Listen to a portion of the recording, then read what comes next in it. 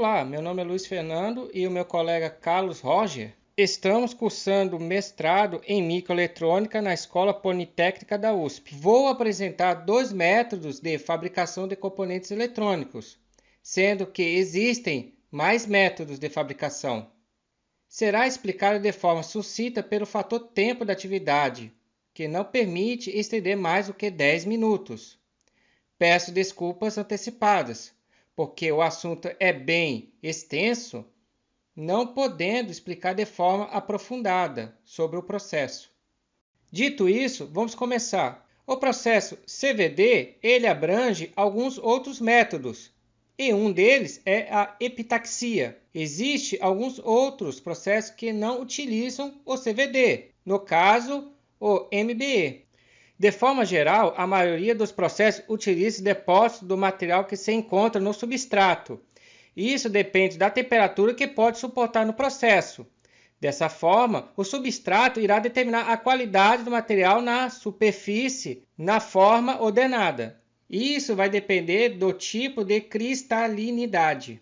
Exemplo, o monocristalino e o policristalino. Esse método é diferente da eletrônica de usinagem, como o método funcional ou Shawcross. Nesse método de epitaxia, teremos o crescimento de camadas do cristalino. Observe a figura da esquerda, que não utiliza o processo de epitaxia. Temos uma base com uma lâmina de óxido de silício que é inserida em um material policristalino na superfície. A figura da direita mostra o método da epitaxia. Temos um cristalino na sua base e irá determinar o crescimento da camada superior cristalina, tendo as características de base. Ou seja, tanto a parte superior como a parte inferior, ela pode ser monocristalina. Em resumo, o substrato terá característica de uma semente, referente do princípio da eletrônica de usinagem. Nesse caso, ela vai operar abaixo do ponto de fusão. Na epitaxia, temos dois tipos.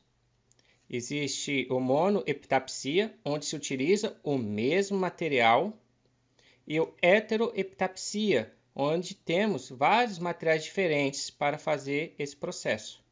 Tanto pode ser utilizado no processo CVD como o MBE, que é a utilização de vaporização e fusão. Aqui temos um resumo sobre o CVD. A autodopagem ocorre em altas temperaturas no processo. A temperatura chega quase ao ponto de fusão do material. Nesse caso, o que ocorre? Quando é submetida a lâmina que está sendo depositada na camada epitaxial, observando a lei de Fick, ela tende a uniformizar a concentração do material. Mesmo utilizando implantação iônica ou difusão, não é 100% uniforme, por causa dos perfis.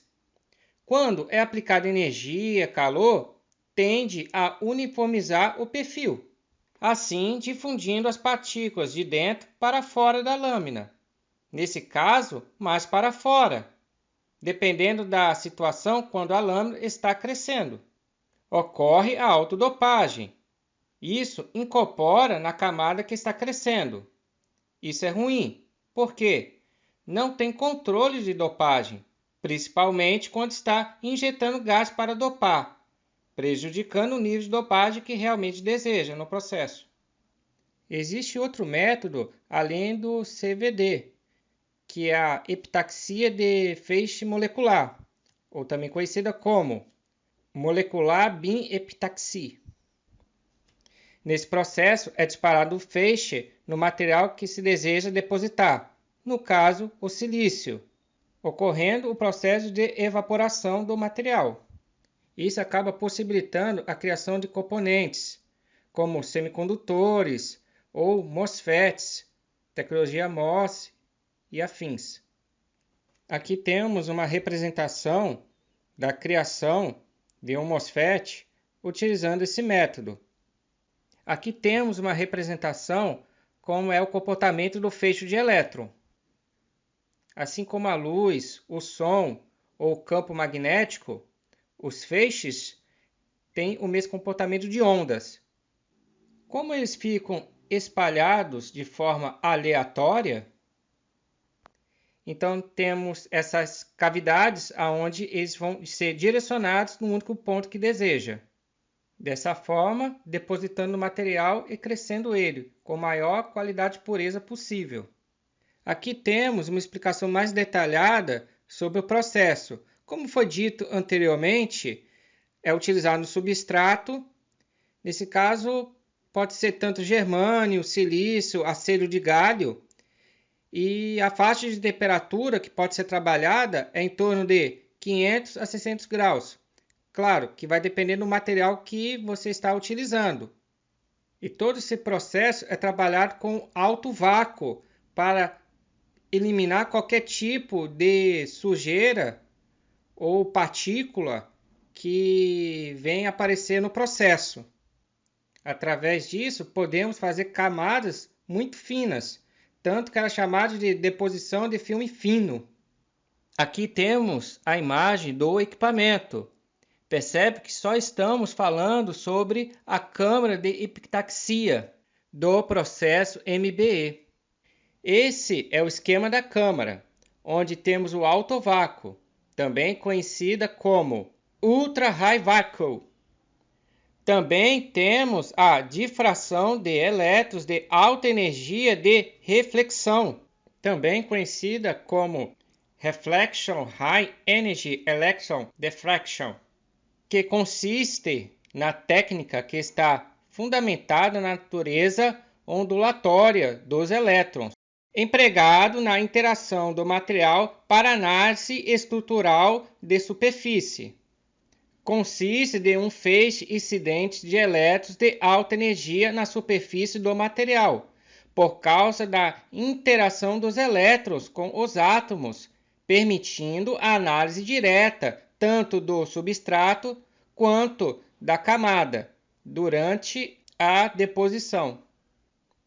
Para fazer uma analogia como é que é realmente feito esse processo, pense numa impressora jato de tinta, onde nós temos um papel e temos os cartuchos com as tintas diferentes.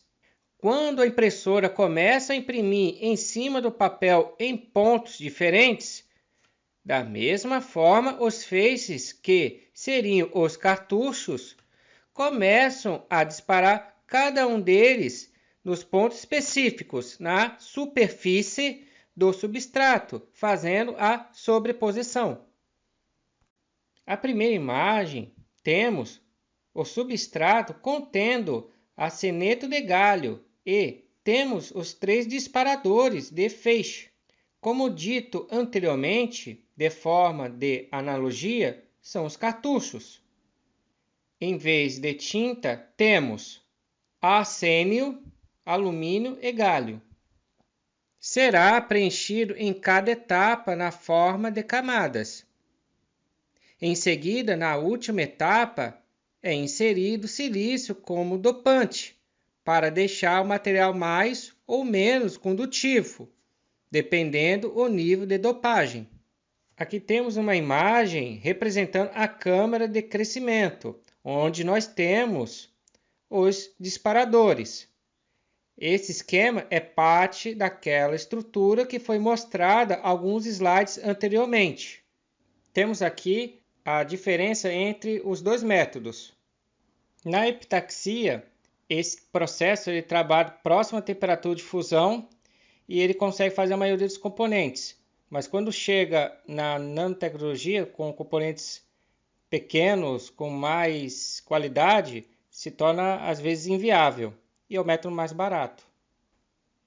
No processo MBE, tem mais controle no processo de crescimento do material, ele consegue obter melhor resultado na lâmina, não tem autodopagem, porém ele é o mais caro. Essa é a bibliografia que foi utilizada para fazer a pesquisa. Obrigado por assistir esse vídeo até o fim para entender sobre esses 2 métodos de fabricação de componentes eletrônicos.